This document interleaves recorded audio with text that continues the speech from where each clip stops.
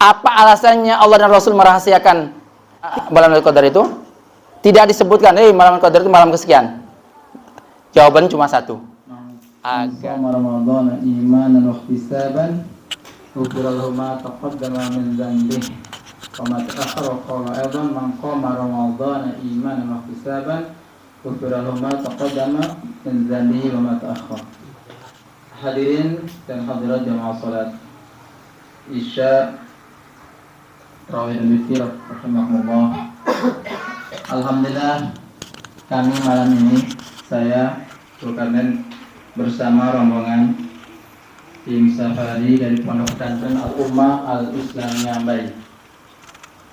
Ada teman Ustadz dan ada santri. Kami bagi, ada yang di Lada, di Hobo dan di Loduk. Saya awalnya di Hobo, tapi saya nggak mau. Nanti dikirain bukan tim, dan saya orang situ. Nanti dikira bukan tamu, nanti saya nggak disuguhin. Iya, karena perang dalam. Jadi kalau saya di Al-Riput juga sama, nanti dikirain bukan tamu. Nah, makanya saya pilihnya di Nila. Nanti di Nila juga lama-lama nanti dikira bukan tamu juga. Kami safari begini, Ustaz Zulkifli juga dengan ditakdir Allah SWT pun beliau berada bersama kita, alhamdulillah. Beliau sebagian dari pesantren sebagai penasehat di Pondok Pesantren Al-Ummah Al-Islam Nyambai. Ada hal yang kami sampaikan, tapi ada hal yang dipesan dari pengurus masjid di sini. Tadi nggak usah saya sebut nama, tapi pesan ini penting sekali. Tadi kan di sini ada jam digital nih. Maksudnya kan kurang sekian menit mau qomat. Kurang 1 menit masih qomat, ada yang masih sunnah qobliyah. Kira-kira dihitung-hitung aja. Sunnah 2 rakaat itu berapa menit? Jadi akhirnya yang qomatnya nggak jadi-jadi. Ini keliru. Kelirunya dua-duanya. Yang sunnah qobliyahnya keliru, yang qomat juga keliru. Mestinya qomat saja. Komitmen. Yang sunnah qobliyah ketika qomat wajib meninggalkan sunnah qobliyah. Utamakan mau sholat fardu. Gitu caranya. Kalau begitu sampai sekarang nggak qomat-qomat, datang lagi qobliyah lagi. Pernah saya ngalamin masalahnya di masjid ini juga. Tahun berapa ya tuh? Nggak qomat-qomat. Nah, makanya dipesan Ustaz tolong sampaikan. Oh ya, oke. Yang kedua, sunnah rawatib yang biasa dilaksanakan. Rawatib itu kan sunnah yang qobliyah ba'diyah ya. Qobliyah subuh, qobliyah zuhur, ba'diyah zuhur, qobliyah asar, qobliyah maghrib, qobliyah isya, ba'diyah isya itu jangan ditinggal gara-gara mau ngejar witir, jangan gara-gara mau ngejar tarawih. Kalau ada kultum jangan. Maka tadi syukron kepada Ustaz Zulkifli menghilangkan tradisi yang keliru. Ustaz Zulkifli tadi bilang ba'diyah dulu. Kayaknya jamaah di sini pingin mau langsung kultum. Jangan. Ba'diyah itu lebih afdal daripada tarawih. Ini keterangan dari guru kami, gurunya Ustaz Zulkifli juga, Ustaz Abdullah Abdun almarhum. Beliau bilang, jangan gara-gara tarawih malah ba'diyahnya ditinggal. Nah, itu keliru. Sehingga ada teman guru kami Ustadz Joko, ketika kebiasaan sebuah masjid yang selalu ditinggal ba'diyahnya, 2 rakaat pertama tarawih dia niat ba'diyah. Karena dia mau ba'diyah nggak bisa-bisa. Jamaah yang selalu membiasakan dengan habis isya langsung tarawih itu. Sehingga beliau di rakaat pertama yang tarawihnya beliau niat ba'diyah. Karena beliau paham. Ya.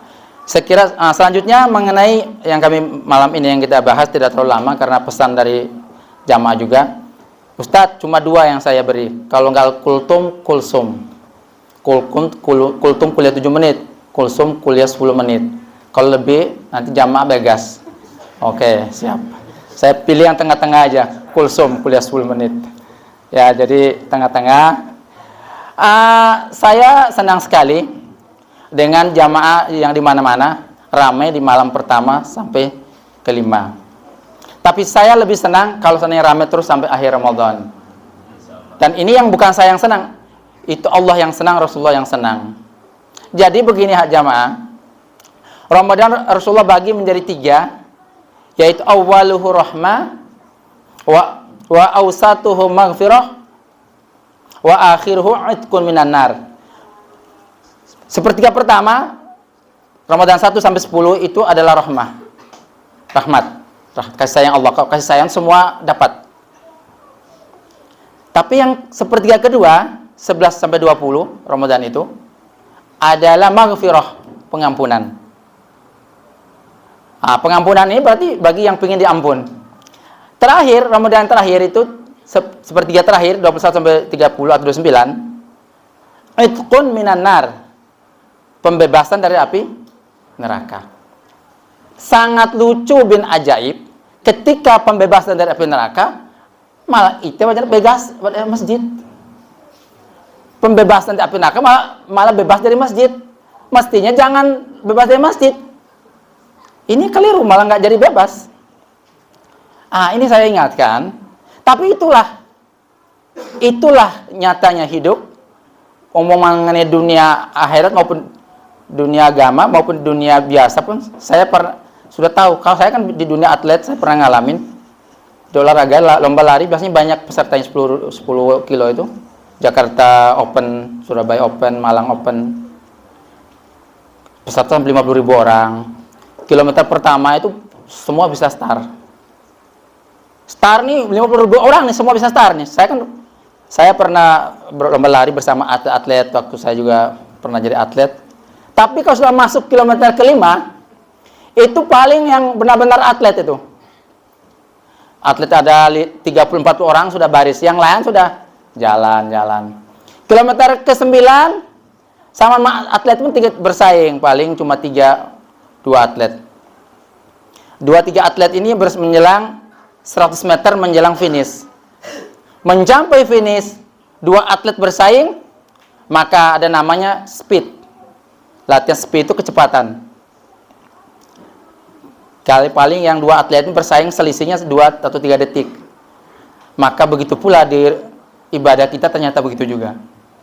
Kalau seandainya Ramadan itu 30 hari dibagi dalam 10.000 kilometer itu, 10.000 meter itu, kayaknya di kilometer ke-9 itu loh, malam ke-27 ini, 28 sudah.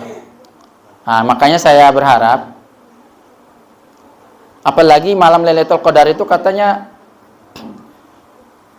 apalagi Rasulullah sering berdiri, sering bangun malam itu, sampai jaga malam tidak tidur itu di malam terakhir. Terus malam terakhir, pas malam Lailatul Qadarnya lewatnya itu katanya cuma sebentar. Kalau saya ibarat di dunia nyata ini, seorang presiden lewat tuh sebentar aja.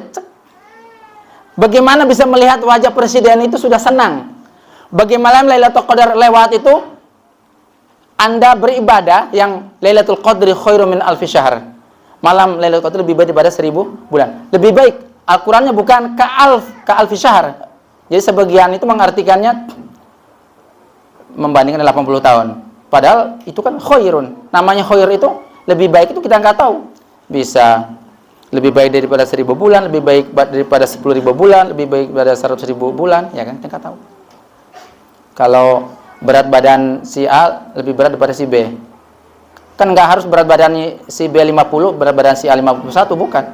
Bisa jadi berat badan si A-nya 100 atau 200. Jadi makanya jangan sampai ketika Lailatul Qadar lewat, kitanya sedang ngorok.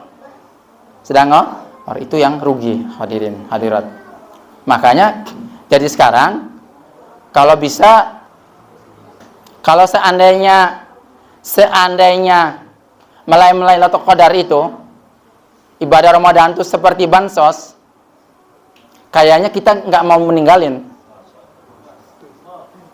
Jadi bansos jangan dibagi di awal-awal Ramadan, dibaginya di akhir-akhir. Kalau ibarat pasti tunggu itu, dibaginya tengah malam, tunggu. Yang biasa tidur ya bergadang bagi bansos tengah malam. Karena sayangnya pahalanya tunggu di akhirat sih.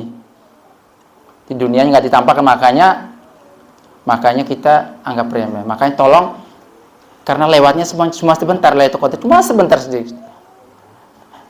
Terus kalau sudah dapat, karena nggak ada yang tahu, Rasulullah sendiri nggak menentukan, nggak usah sok tahu. Pagi-pagi, tadi malam saya dapat. Gayanya dapat lagi. Dapat dari mana ciri-ciri?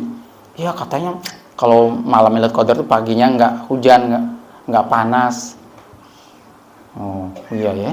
Ternyata nggak hujan nggak panas ada 3-4 hari itu yang kayak gitu semua. Terus yang mana Lailatul Qadarnya? Udah jaga terus saja.